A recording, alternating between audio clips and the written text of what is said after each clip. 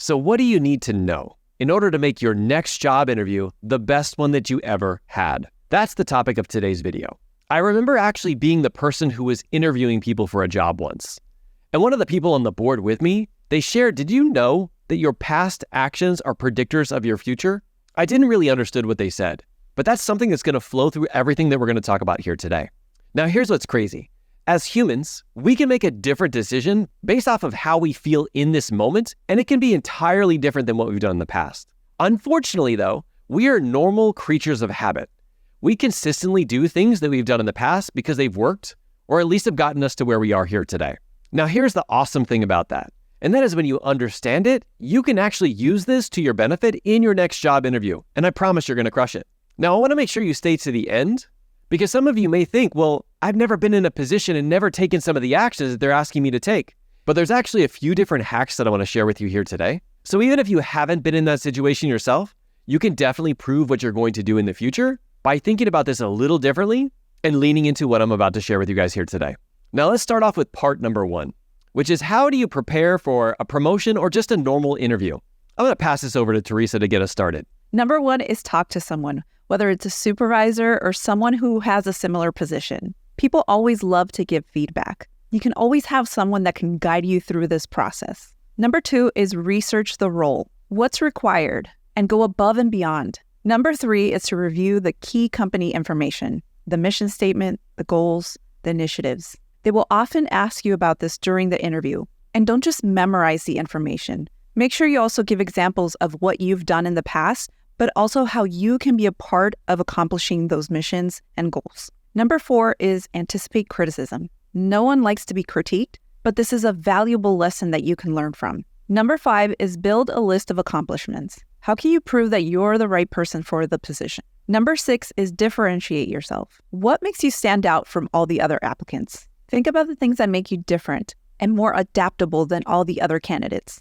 Okay, now that you know how to prepare, I'm going to pass it over to Mark to help you with the actual interview. Now, I highly encourage you to go back and re-listen to those questions that Teresa asked you so that you can brainstorm some different ideas on how you can answer and approach each one. I also want to give you an idea into that tip number 1, which is finding somebody to communicate and to ask questions of. Now, there's an approach that I always take, and that is I find somebody else who's had success in that area, whether it's somebody who's doing that job or has gotten the promotion before, and I just approach them in a very specific way. I tell them what my goal is in terms of getting this job promotion.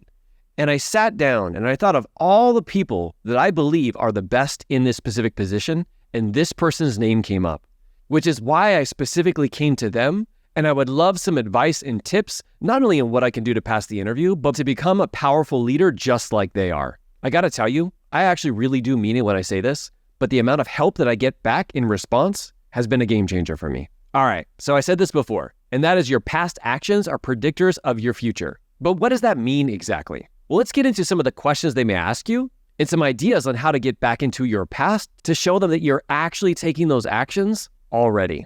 Now, I have a list of questions that usually come up during these job interviews that I'm going to give you in a second. But what I highly suggest is that for every single one of these questions, you think of 1 or 2 personal stories of how you've implemented these things in the past. Even if it's something in your personal life or outside of the scope of this new job, there is a way to go back and find something that you've been able to accomplish or do that will show them that you are capable of this in your new position.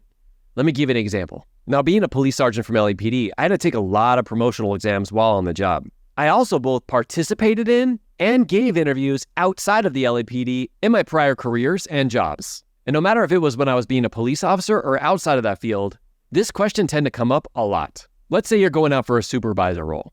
They're going to ask you, what if somebody you're trying to teach or train is just not getting it?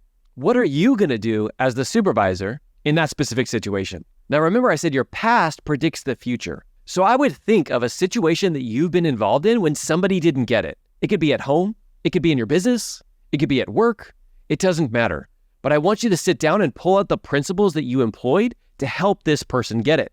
You don't want to be in theory land, which is you know what? If that were to happen, this is what I would do. You want to get back into, this is what happened and this is what I did. You see the difference there? So for this example, somebody was asking me, what would you do if you were a field training officer and your probationary officer was just not getting it?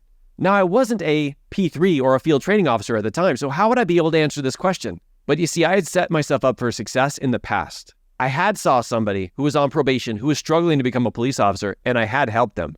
And now this was my opportunity to shine. And so my story went like this. One day, one of the field training officers had to call in sick for work. And his probationary officer, who wasn't getting it, wasn't doing well. Now, whenever this happens, typically you'll have another field training officer who will step up and take on the role. But there just wasn't any in the roll call.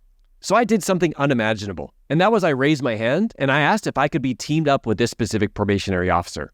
And here's the thing. Having taught, mentored, and trained many different people, I realized that everybody kind of learns things in a little different of a fashion. And so when I started to have this conversation with him after I got assigned to work with him that day, I started to ask him what was working and what was not working. What was helpful and what was not helpful. The first blaring thing was that a lot of people were using shame, guilt, or humiliation to try and get him to show up differently. And that's never helpful when you're trying to learn a new job. So that's one thing that I immediately removed. Now for him personally, he loved to see exemplars and examples of what things should look like specifically when it comes to reports. But unfortunately, his field training officers had never offered him that. So what I did is I grabbed a number of reports that I had written and I shared them with him. And I actually went over them and answered any questions that he had. He was very thankful for me. And over that weekend, I guess he went home and he started to explore all the different reports that I had written. When he returned the next week, it was a game changer when he reconnected with his field training officer. His field training officer actually came up to me and said, I just want to thank you for the energy and effort that you put into this. Like, it has truly made a big difference for him. Okay, now scene. Quick question. Having an interview with me telling you that story of how I'm actually doing the job now, what do you think the chances are that I would actually get the job? Now, the truth is, sometimes there's some politics and it wouldn't happen. But in this actual instance, I did get the job and it was like my 7th or 8th time of taking the interview. But instead of talking about what I would do in that situation, I actually explained how I did handle that and how I'm doing the job right now. That's what you want to do when you think about these questions. So what are some of the other questions that typically come up? Let me go over some right now. So tell us about a time when you had a conflict or handled a difficult situation. What are your strengths? What are your weaknesses? Why do you feel like you're a good fit for this role? What have you done to prepare yourself for this role? What do you think others would say about your work ethic? Can you tell us about a goal, a standard, or a rule of the organization and why you believe it's important? And then, of course, there's always questions about hot topics, things that you know a lot of people are talking about. For us in the police world, bias was a really big thing, as well as discrimination and sexual harassment. So whatever it is for you, make sure you do your research and you're very definitive on the actions you would take if those things were to happen. Now, for me personally, what I would do is I would go back and listen to those questions and come up with 1 to 2 different stories that really show how I implemented those things in the past. What's awesome is that even if they don't ask you those specific questions, sometimes when you get to know that story really well, you can actually inject it in multiple other questions, some of which you may not even know are going to be coming up. I've always found that it's good to have a story bank to lean on rather than just have a conversation about what you think you would do. Now, I want to talk really quickly about the end of the interview. Now, some people call this the closing statement. Some people allow this, some people don't, but I want you to be prepared anyway. Now, here's the thing. 20 to 30 seconds is what I've been taught is the maximum amount of time that you have to seal the deal. Now, a couple things you don't want to do. Thanking them for their time is never a great idea, but being confident when you're saying it always is. So I would practice whatever you're going to do for your closing statement, and you can even do a search on YouTube to find a few great ones, is incredibly important. Let me share mine with you today. When it came time for the closing statement, I said this. Now, I know you've heard many different stories, interviewed dozens and dozens of people, and it's probably gotten to the point where all the stories and all the answers seem to be molding all together. But this is what I want you to know about me. I am ready for this position. This is the position that I've been working my entire career for.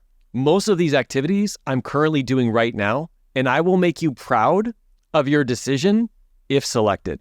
I also want you to know that even if I'm not selected, I will still continue to do my best because that's what my teammates, what the department, and what the organization truly deserve. And seen again. Sorry, I just want to make sure I separated that. But I got to tell you, after having that interview, you get to communicate with some of the people on the board. And they said that my closing statement was something that was different than what most people do. And it really called out to me and my integrity, and they knew that I was the right person for the job. Now, mind you, it took me 6 times of doing it wrong in order to find that out, which is why I wanted to create this video for you guys here today. Now, there's one more piece to this, And that is your confidence. We kind of talked about it a little bit earlier. So you may get to this point and wonder, that's great, Mark, but how can I go into the interview having full confidence and knowing that I'm going to crush it? And I'm going to say, don't worry, because we got you covered. Tap the screen to watch this next video that we made for you. This is how to discover your true leadership confidence and how to bring it with you into every interview that you have. Thank you for what you do out there every single day. You're the exact person that deserves this promotion. Go out and crush it and keep leading from the front, leader.